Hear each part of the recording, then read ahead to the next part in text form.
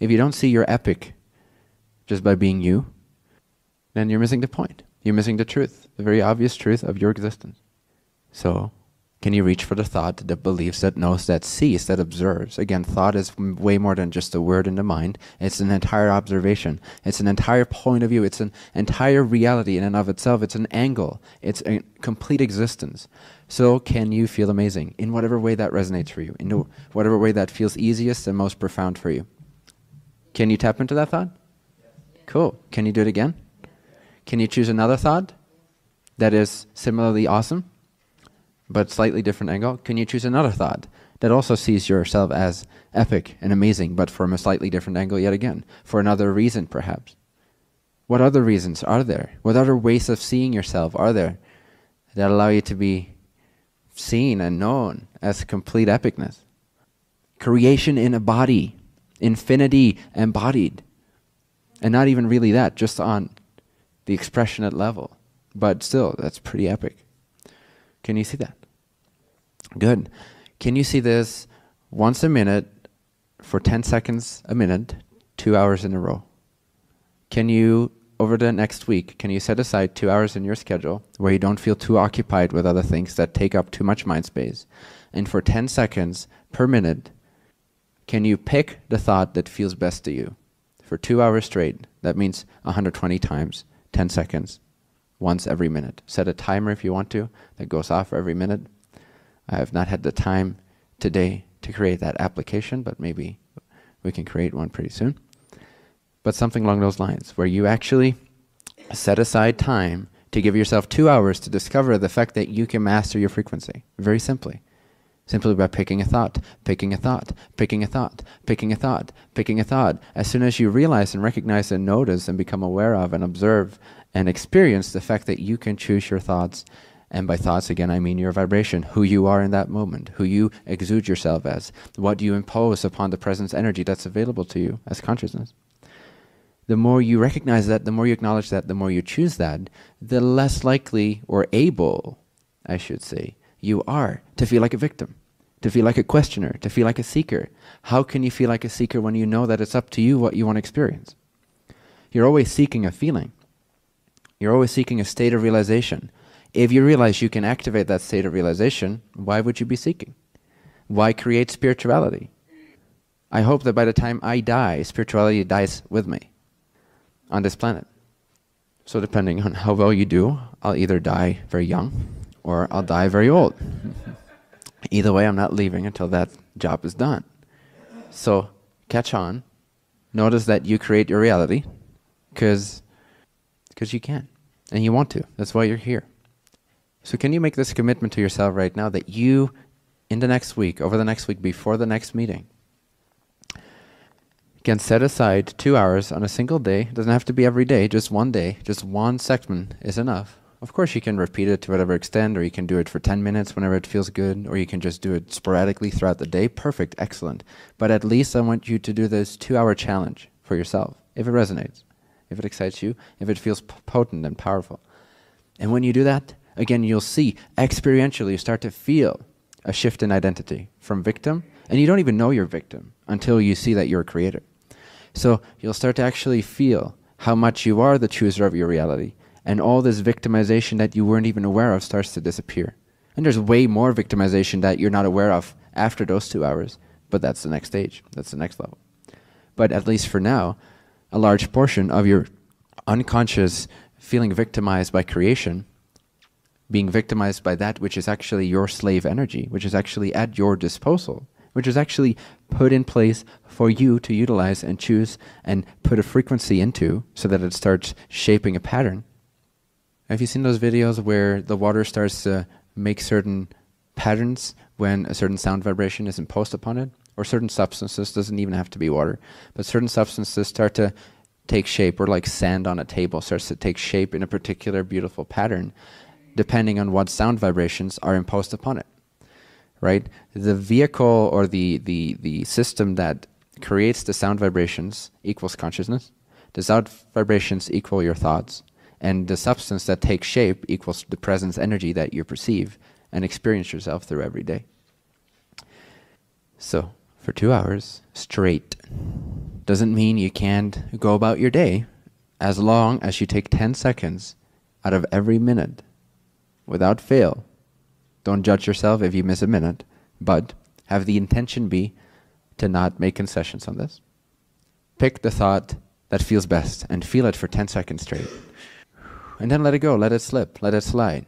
Be aware from that new state, be aware of whatever is appearing. And then your alarm goes off again, or you remind yourself, or you're looking at the clock, and another full minute has passed. And you remember very clearly, very vividly, you take those 2 to 5 seconds to remind yourself, oh, I'm supposed to be choosing something right now. And then you choose whatever thought you have access to about how amazing you are, how epic life is, how possible the thing is that you truly desire to be, how possible everything is, how powerful you are, what true power is, what true freedom is. Along those lines, you start thinking, you start resonating, you start vibrating. And then you start to learn in the matter of 2 hours, you start to shift your identity completely. And I promise you, you'll never be the same after those 2 hours. This will last you a lifetime and more. Simple, right? 2 hours out of a lifetime. Ensuring yourself a much happier, more potent, more powerful, more creator type of life. It's worth it. It saves you years of spiritual seeking. 2 hours of what I just suggested will save you years of spiritual seeking. It's a pretty good deal, I think. It's a pretty good deal. Is that a yes? Yes? I only heard 30%. Is that a yes? Yes. Good, good. Are you excited? Are you excited to try it out? Are you excited to put it to test? Okay, good. So you're going to see very powerfully how your energy starts to become yours for the first time ever, maybe for some of you. You start to experience how your energy becomes yours. You start to feel really powerful. Don't get freaked out. You start to feel really fucking powerful. Don't get freaked out. Be excited. Enjoy it. I'll repeat, you'll start to feel really freaking fucking powerful. Don't freak out. It's what you are. You are God. And this will make the previous 2 weeks, which are available on YouTube for those that haven't seen it, at least they are right now, which are called Become a Manifestation Powerhouse and Imagineer Your Life. You can look it up. It will amplify these meetings, and it will make it that much more sensible for you, and it makes sense suddenly what it means to impose yourself upon your surroundings. What I mean by that will suddenly become clear. To impose your vibration upon everything you see, to see only your preference. Because when you choose that thought once every minute, possibly for the rest of your life, until it becomes pretty constant, but at least for those 2 hours, you start noticing that from that place of vibration, you stop caring about what happens, and you start simply deciding what happens. Like I said, you're going to be freaking powerful. You start to decide what happens instead of await what happens. Can you imagine? Do you feel worthy of that? Yes. Are you sure? Good. Good. Good. Who would have thought that you can decide what happens? Oh my God, that's so selfish. Is it? Who am I? Who am I to decide what happens? Right? Only freaking God. Only the absolute. Only infinity. That's all. All there is. That's all you are. There's nothing else besides you, but who are you? In all of creation, who are you? All of creation. So, feel worthy of this. Know that this is your destiny. And if we all start doing this, lack will disappear from the face of the earth. The secret is that it has never existed. It doesn't exist now. But every manifestation that we would call a lack manifestation is a manifestation of our ability to perceive, to see, to choose, to prefer lack. We've been preferring lack over power, over abundance, over freedom, over choosing. We've been choosing victimization and being the slave instead of being the slaver or the creator for so long that now the mentality is that if we try to do anything else, we get lynched or we get hung, or we're not worthy of that type of freedom. We're not worthy of that type of power. I'll repeat once again, if you do this for 2 hours, shit's gonna happen. You're gonna feel really freaking powerful. Are you excited about that? Good, good, good, good, good. Good, very good. I'm very happy. with your receptivity and your sense of self-worth. That's great. After all, you exist, so you must be here for a reason. You must be here to create something. And we all know what we're here to create, even if the specifics may not be as clear to our verbal mind. We know, we all have a sense of our purpose. Even if it's just a glimpse, even if it's just this very abstract, blueprintish sort of feel.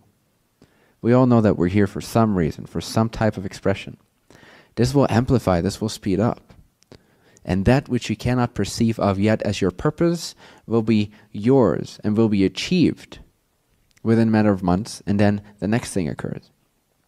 That which you kept at bay for years, just as this distant feeling like, yes, I am meant for something. I know I'm meant for something. I know there's purpose in me. I know there's expression in me.